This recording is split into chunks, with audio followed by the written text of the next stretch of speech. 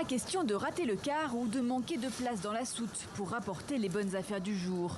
Des fruits, des légumes, du poisson, des vêtements. Au marché d'Edirne, près de la frontière avec la Bulgarie et la Grèce, pas facile de se frayer un chemin dans les allées. Les touristes d'un jour se bousculent. Ils sont 4 à 5 fois plus nombreux depuis le début de la crise. Ici, tout coûte 2 fois moins cher qu'en Bulgarie. Pour nous, la crise, c'est bien, mais pas pour les Turcs.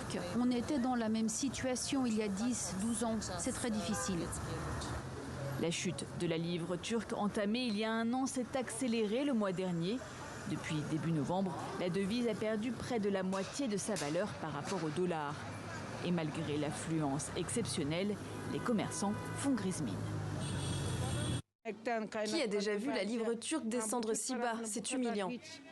Notre marge de profit est très basse car toutes les matières premières viennent de l'étranger, d'Europe, de Chine, d'Italie. Il y a donc une hausse des prix pour ces produits. Ils ont doublé depuis l'an dernier.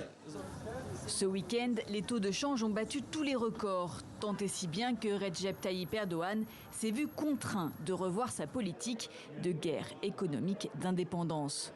Le président avait fait le pari d'une croissance à tout prix avec une monnaie faible pour encourager les exportations et faire de la Turquie un fournisseur incontournable du marché mondial, à l'instar de la Chine.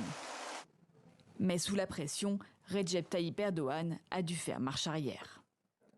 À partir de maintenant, aucun citoyen ne sentira le besoin de convertir son épargne dans une monnaie étrangère. Du coup, les taux de change vont remonter. Bien qu'il y soit farouchement opposé, le président a annoncé lundi une hausse indirecte des taux d'intérêt. La monnaie a aussitôt rebondi. Sa cote de popularité au plus bas depuis 19 ans fera-t-elle de même? C'est bien ce qu'il espère à 1 an et demi de l'élection présidentielle.